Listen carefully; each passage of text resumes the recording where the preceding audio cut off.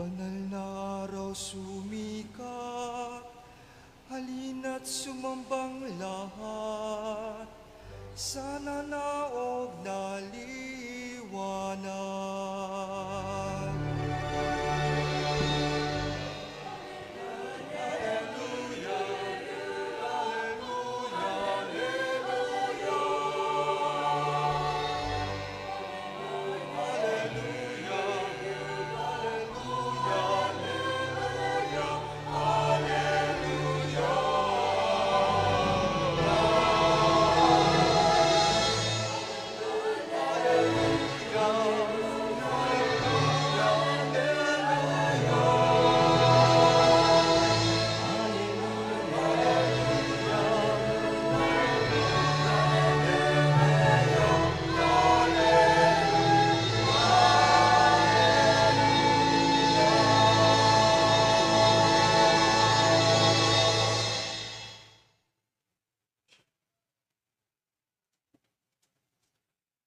Sumainyo ang Panginoon. At sumaiyo rin. Ang mabuting balita ng Panginoon ayon kay San Juan. Papuri sa iyo, Panginoon.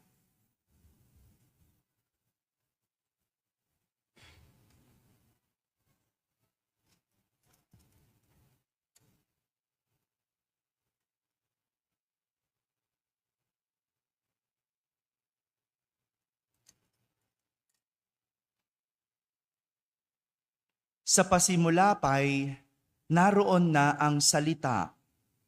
Kasama ng Diyos ang salita, at ang salita ay Diyos. Kasama na siya ng Diyos sa pasimula pa.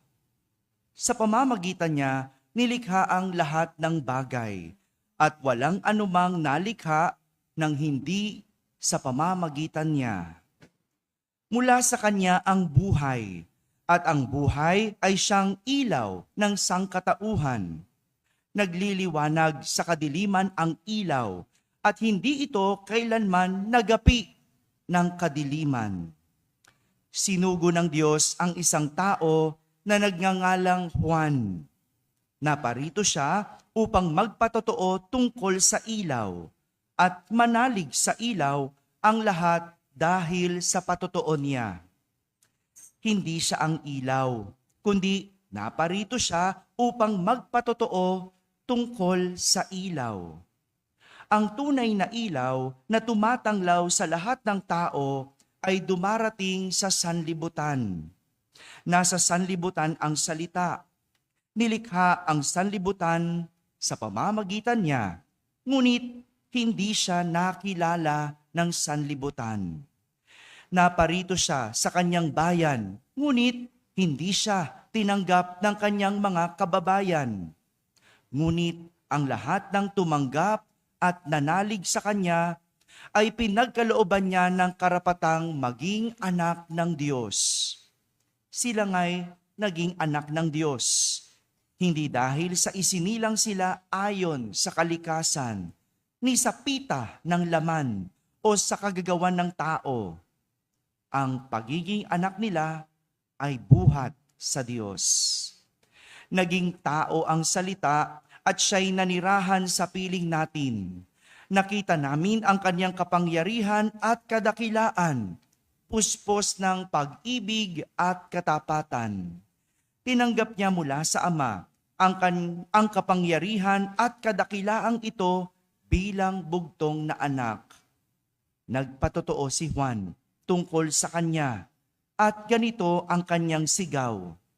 Siya ang tinutukoy ko ng aking sabihin. Ang darating na kasunod ko ay higit sa akin, sapagkat siya ay siya na, bago pa ako ipanganak. Dahil siya'y puspos ng pag-ibig, tayong lahat ay tumanggap mula sa kanya ng abot-abot na kaloob. Sapagkat ibinigay ang kautusan sa pamamagitan ni Moises, ngunit ang pag-ibig at ang katotohanan ay dumating sa pamamagitan ni Hesukristo. Kailanmay walang nakakita sa Diyos, subalit ipinakilala siya ng bugtong na anak. Siya ay Diyos. na lubos na minamahal ng Ama.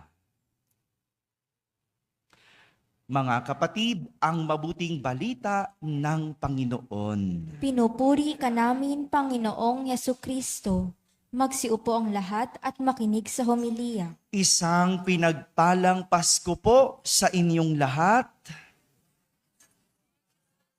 Pakibati ang katabi, pinagpalang Pasko. Yan, no? Pinagpalang Pasko sa mga nasa barangay, baka tulog pa, sa mga nasa tahanan na nagsisimba via online at sa lahat ng nasa abroad. Pinagpalang Pasko po sa inyong lahat. Maligaya po ba ang Pasko? Pinagpala ba ang Pasko? Ang sarap, ano?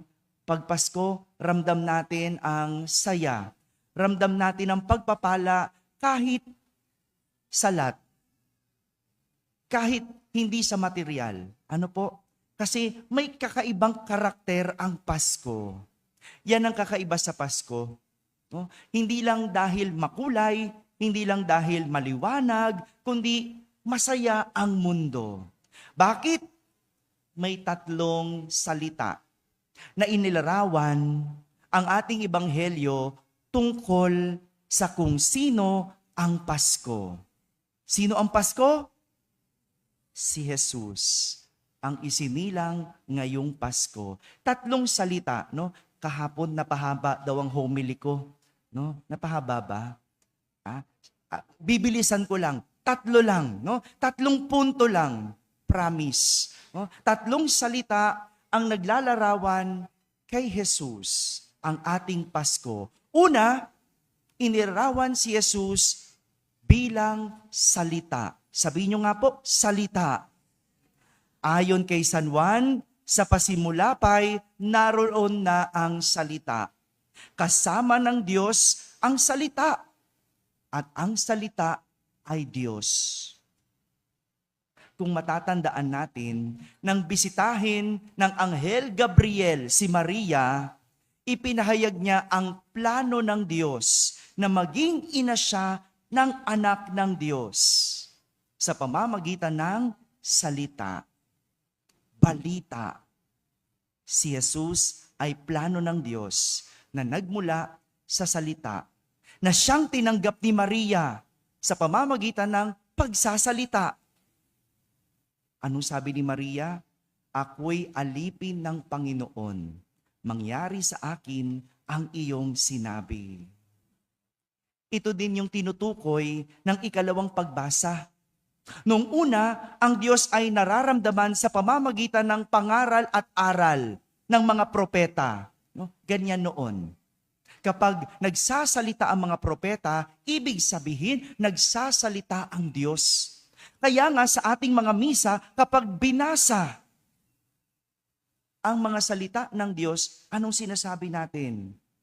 Ang salita ng Diyos. Salamat sa Diyos. Diba? Kasi ang Diyos ay salita. Sa wikang Tagalog o Filipino, meron tayong biro. Kapag sinabing para kang taong tinubuan ng tagyawat, ano ibig sabihin nun? Ano ba yun? Tama ba ako? O tagyawat na naging tao. Ganun ba yun? Diba? Ano ibig sabihin nun? Hello? Ano ibig sabihin nun? Hindi nyo alam. Hindi ko rin alam, wala man akong tigyawat eh.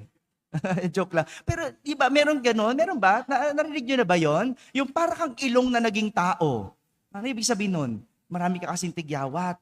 Isa kang malaking ilong. Parang gano'n, di ba? Biro yon.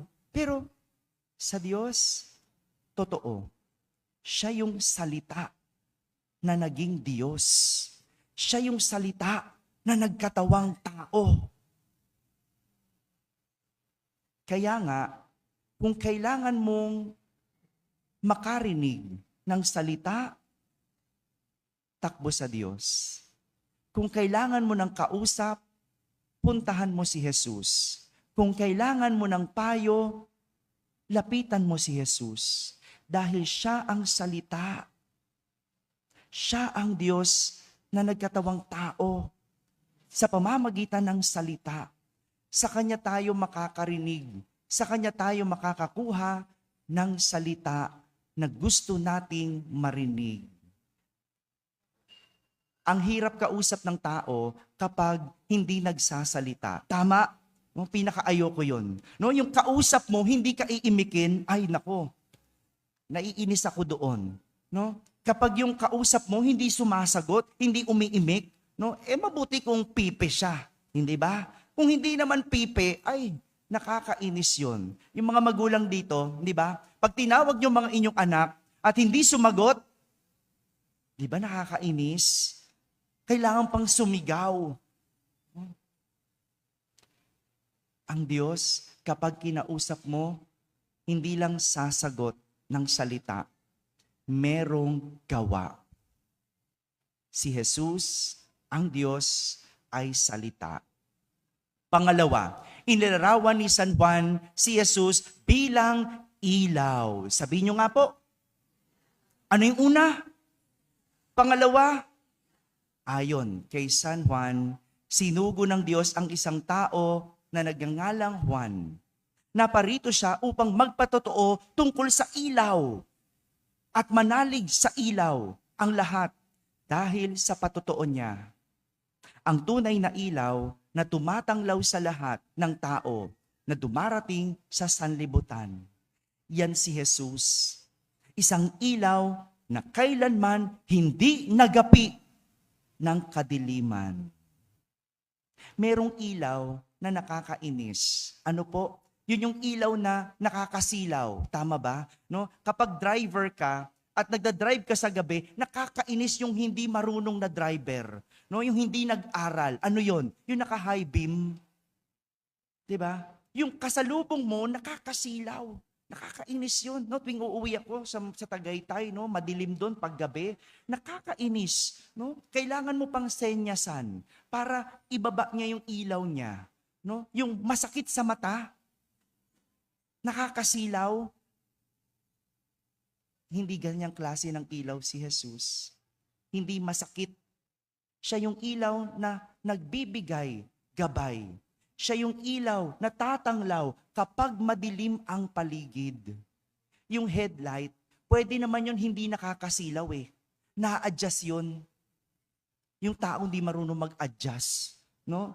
Pero si Jesus, siya yung ilaw na kahit kailanman hindi ka sisilawan. Hindi ka ililigaw. Hindi masakit sa mata, kundi ilaw na magiging tanglaw at magiging iyong gabay kapag ang paligid ay madilim. Si Jesus, Diyos bilang ilaw. At pangatlo, patapos na. No, totoo, Matthew, mabilis lang, 'di ba? Bago ka pa pumikit, tapos na. Tatlo. Pangatlo, inilarawan ni San Juan si Jesus bilang pag-ibig. Sabihin nyo nga po. Ano yung pangalawa? Ulit. Pangalawa? Una. Pangatlo. Sinabi ni San Juan, dahil siya'y puspos ng pag-ibig, tayong lahat ay tumanggap mula sa Kanya ng abot-abot na kaloob. Sapagkat ibinigay ang kautusan sa pamamagitan ni Moises, ngunit ang pag-ibig at katotohanan ay dumating sa pamamagitan ni Hesukristo. Ito si Jesus, isang pag-ibig na nagpupuno sa ating puso. Pag-ibig na nag-uumapaw, pupunuan ang lahat ng ating pangangailangan at kakulangan. Kaya nga kung naghahanap ka ng pag-ibig, lapitan mo si Jesus. Maliwanag, hindi kung kani-kanino ka pumupunta, sapagkat sa Diyos mo matatagpuan ang tunay na pag-ibig.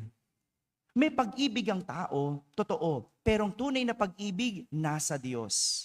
Kaya nga kung naghahanap ka ng tunay na pag-ibig, hanapin mo sa Diyos. Ibibigay niya sa iyo yon. At kung naghahanap ka ng pag-ibig sa tao, mahanap mong tunay na pag-ibig kapag ito ay katulad ng sa Diyos. Si Jesus mapagpatawad.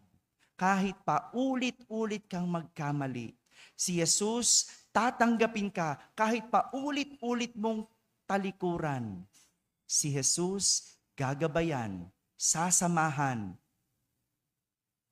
Ganyan ang pag-ibig ng Diyos.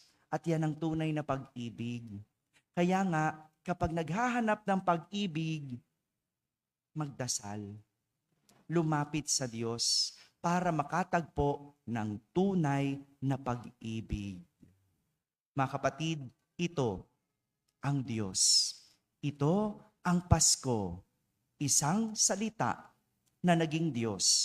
Isang ilaw na hindi nagapi ng kadiliman. At isang pag-ibig na puspos, magbibigay ng ating pangangailangan. Amen. Maligayang Pasko po sa inyong lahat.